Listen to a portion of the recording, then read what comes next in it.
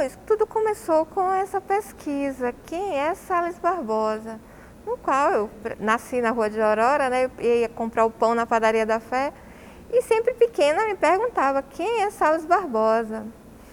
E essa pergunta adormeceu com a criança que viveu ali, que caminhou ali quando era pequena, né? E logo mais foi despertada durante a graduação na UFES, com uma pesquisa sobre autores do romantismo. Então, assim, foram citados outros nomes, como Castro Alves, como Junqueira Freire, Álvares de Azevedo. E Salles Barbosa nem sequer tinha sido tocado. Então, com o livro de Oscar Damião, em casa, né, mexendo, será que Feira de Santana não teve o seu romântico? Algo me despertou assim. E eu fui procurando na letra J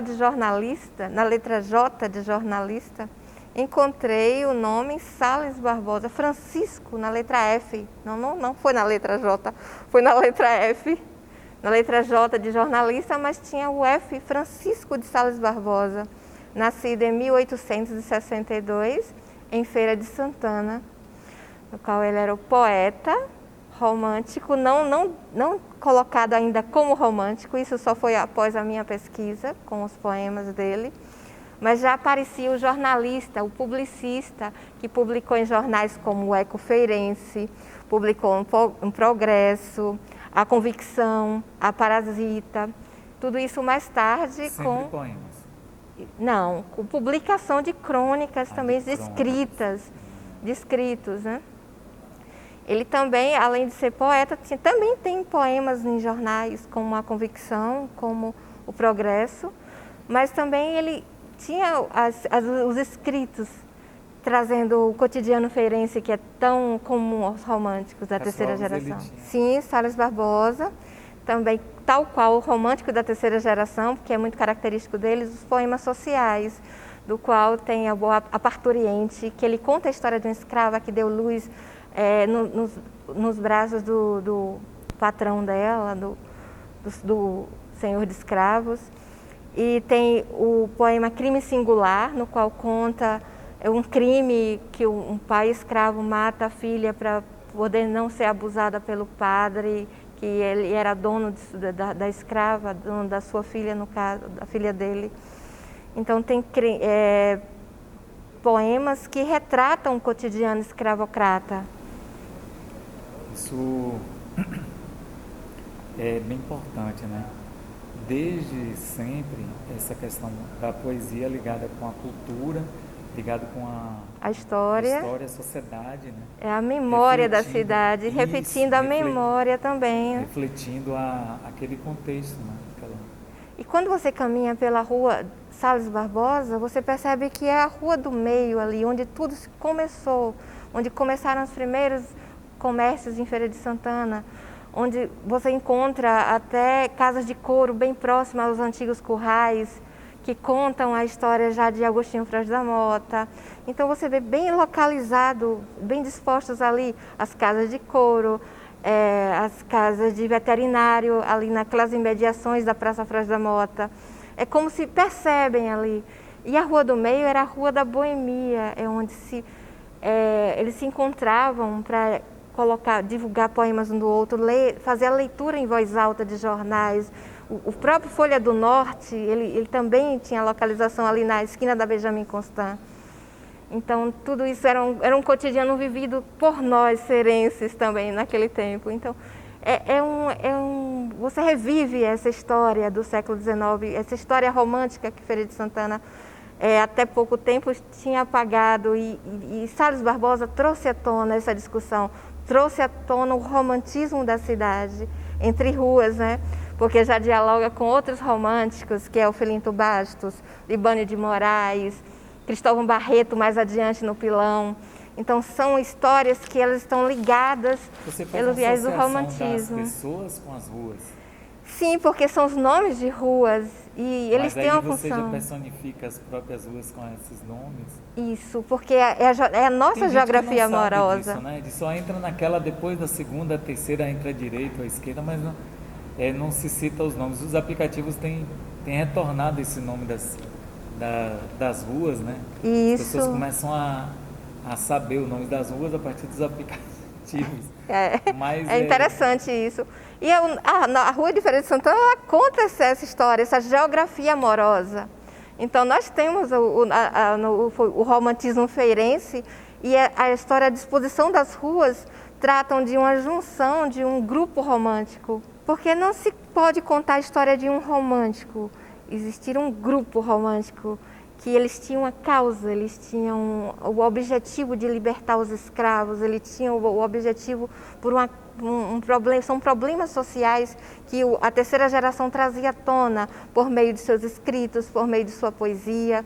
Então, eles traziam isso e o tempo vivido por Feira de Santana no século XIX. Quando eu cito a geografia amorosa, eu quero dizer o quê?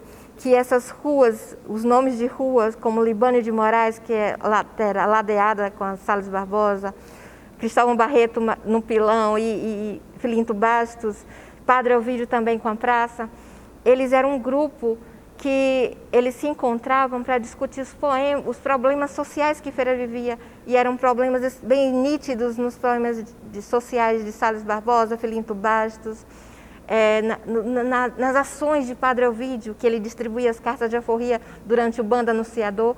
E sim, eles participavam do bando anunciador em Feira de Santana.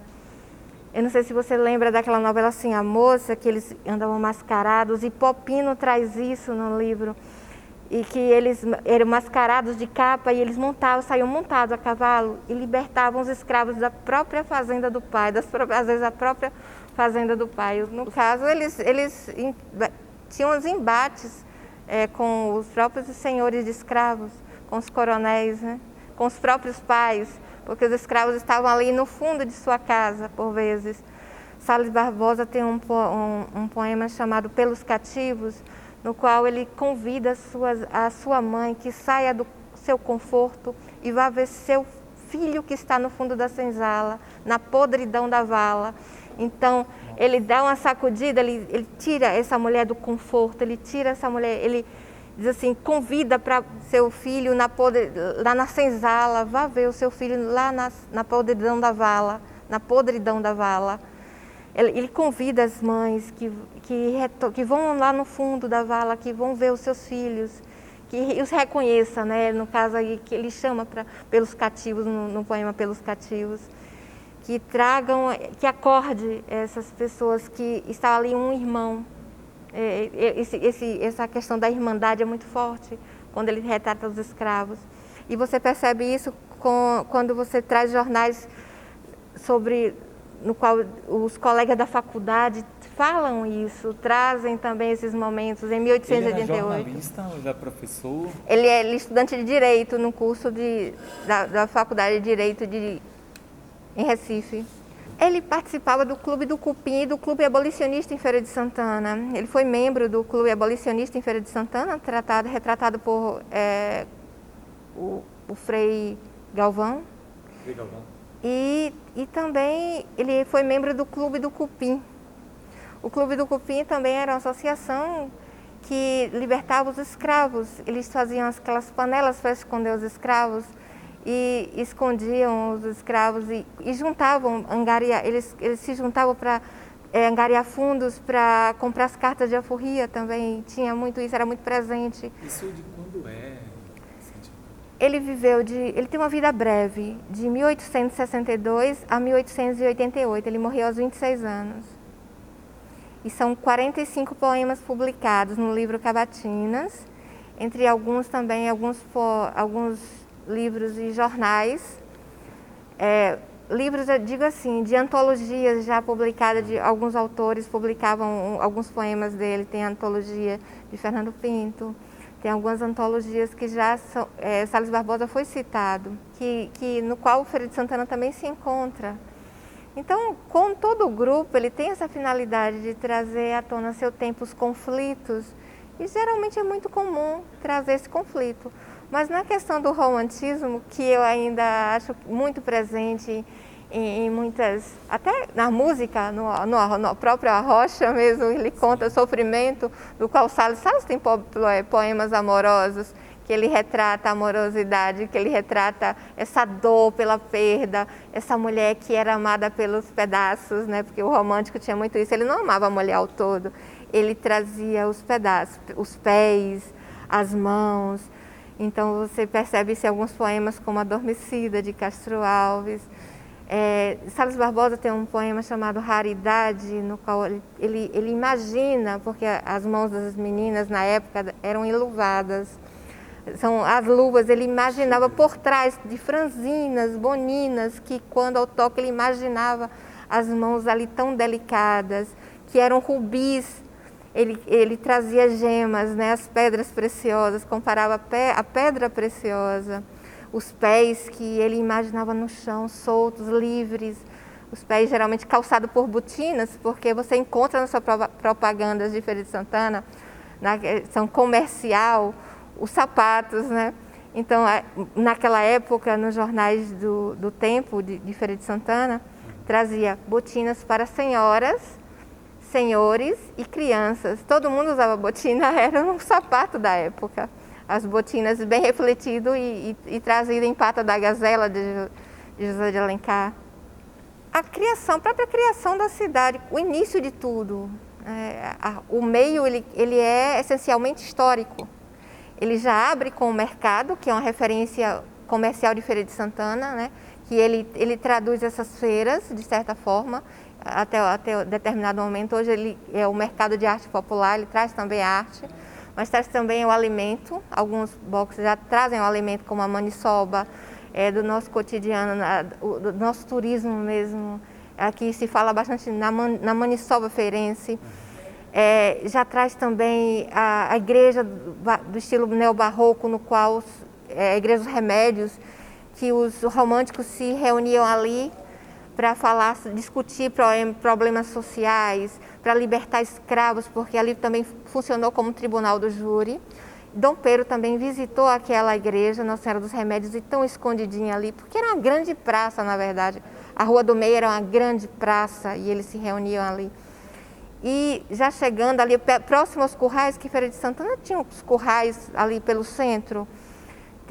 Os abrigos também funcionavam como locais de encontro. Então, esses locais, eles são preservados naturalmente, como eu já citei, os currais ali presentes, como eu citei, o abrigo, onde as pessoas, o predileto, devidamente tombado. Hoje, a Escola Maria Quitéria, que é uma referência. Então, assim, ela dá acesso, a Rua do Meio, ela dá acesso a importantes equipamentos, a importantes patrimônios, bens nossos de Feira de Santana. Então, assim, já tombados pelo IPAC e tão pouco discutidos, tão pouco vistos e entendidos como locais. E sim, esses poetas, eles circularam por esses ambientes, pelos locais que estão ali dispostos, né?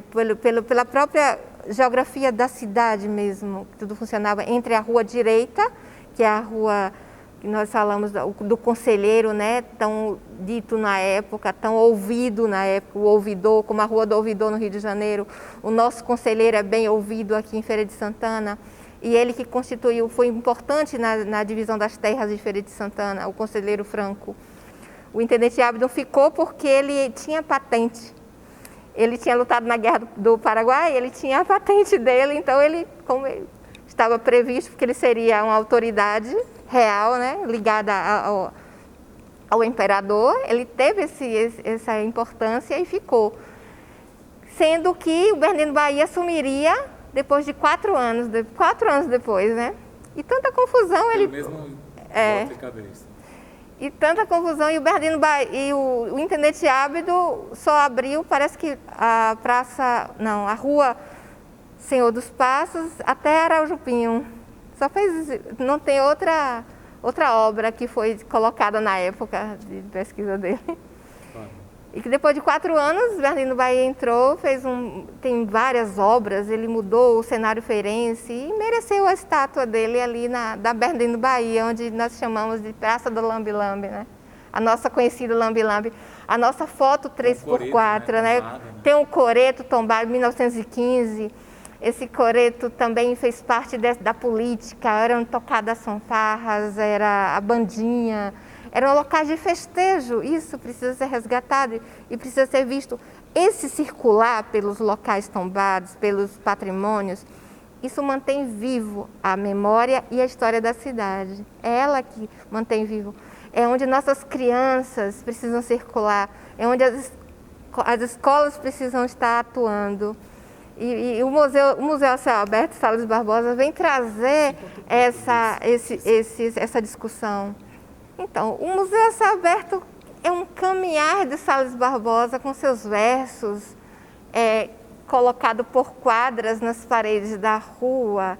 É o céu aberto onde circula o comércio vivo, é onde pulsa realmente pela Rua do Meio o encontro ferense, é o encontro de ruas, é o encontro romântico, é onde se traduz o romantismo que nós vivemos ainda hoje. Então você percebe esses encontros nos cafés, como no Flor do Maracujá, que o pessoal se reúne ali, os comerciantes para tomar seu cafezinho, nos comércios mais antigos, como Dona Liale, com a Casa das Rendas, como foi até pouco tempo que fechou agora a padaria da Fé, não é isso? E outras mais comércios antigos. E tem o concurso, né? Vamos falar do concurso do Homem Mais Feio de Feira de Santana.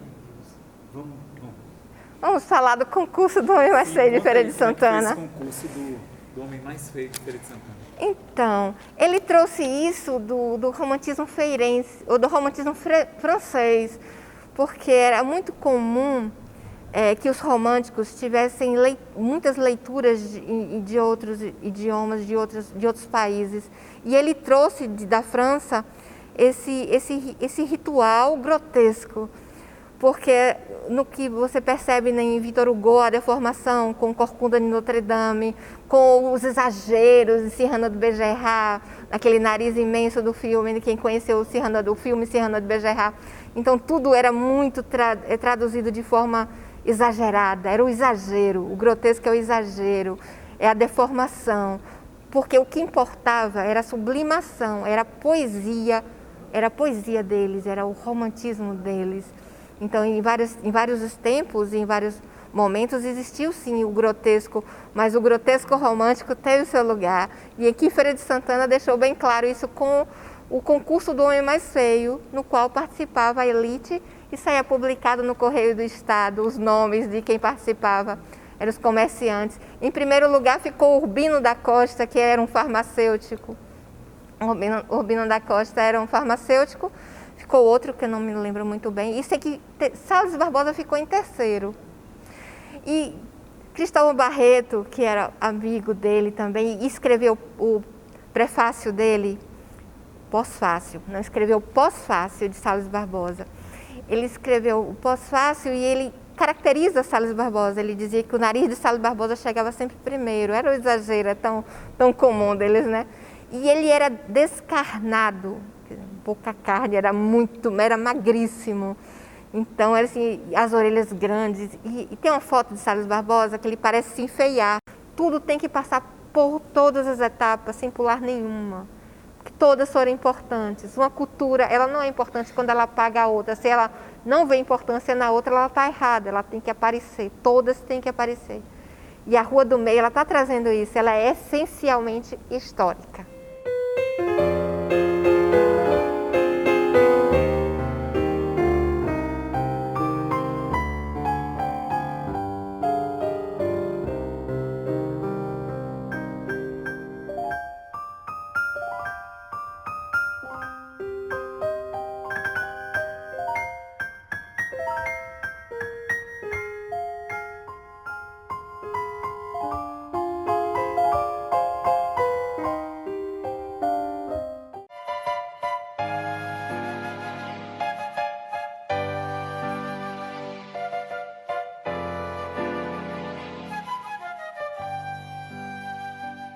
Nunca ouvimos falar em uma pandemia tão avassaladora como esta.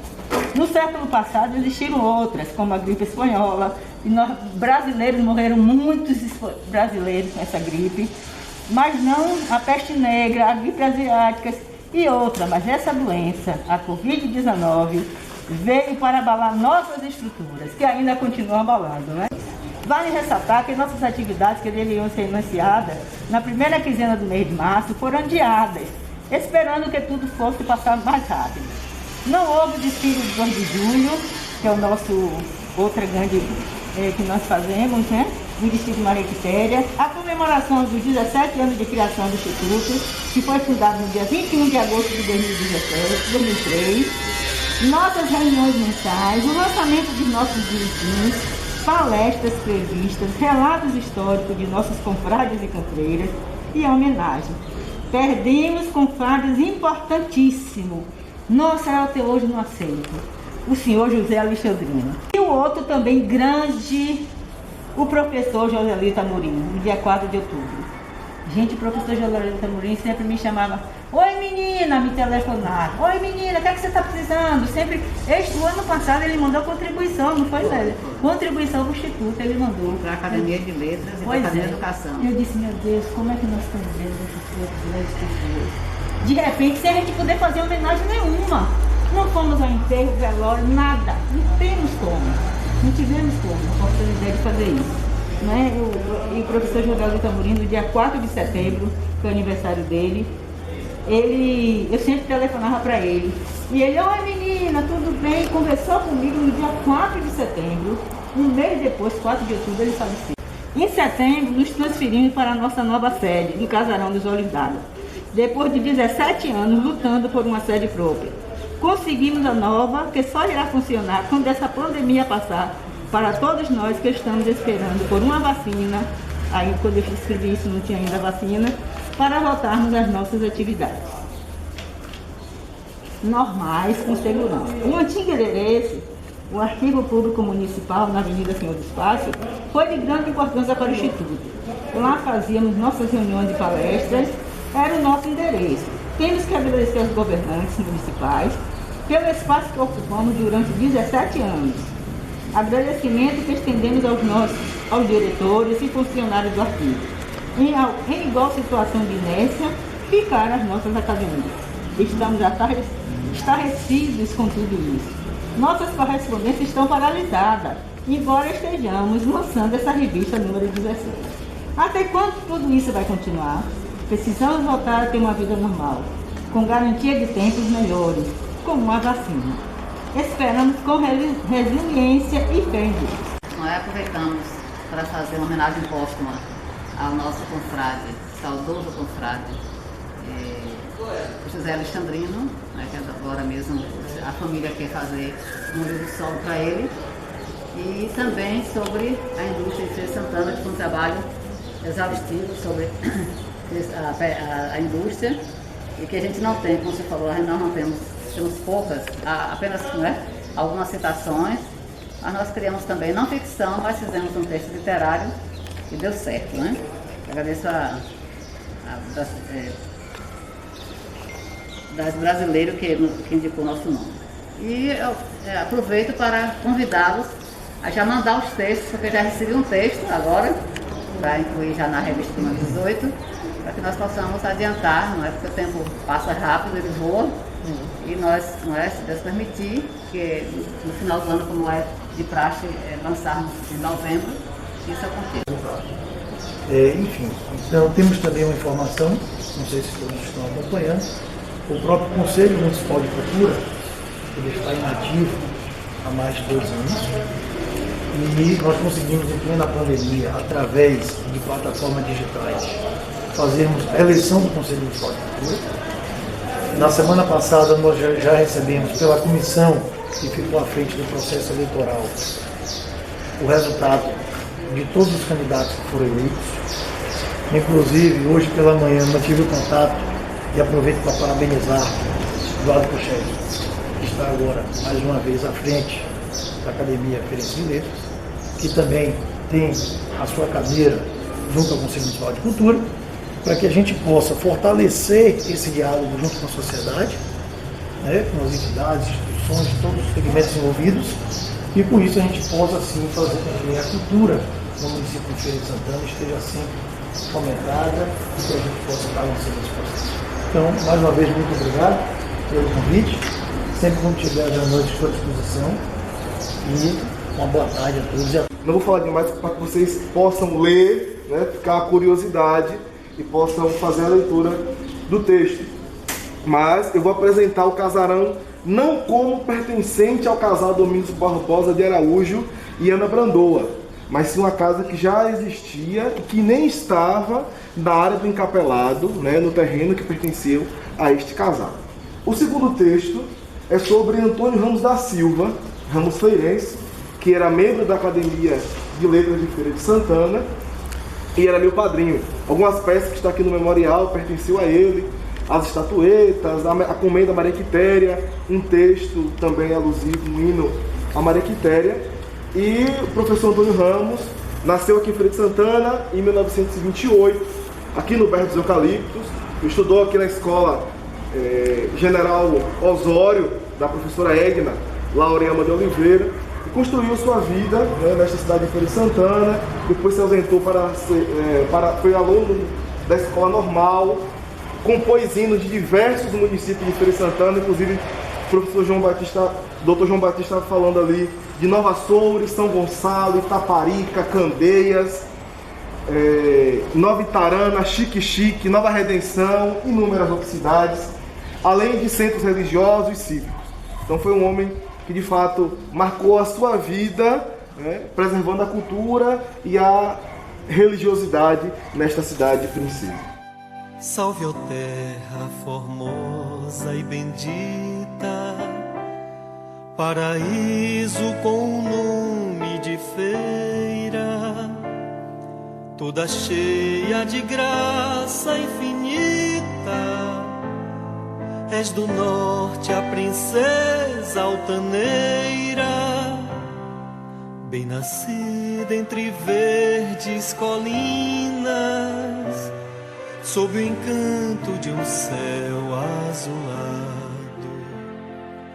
Ao estranho tu sempre dominas, com o poder do teu clima sagrado. Salve, ó terra formosa e bendita, paraíso com nome de feira, toda cheia de graça infinita.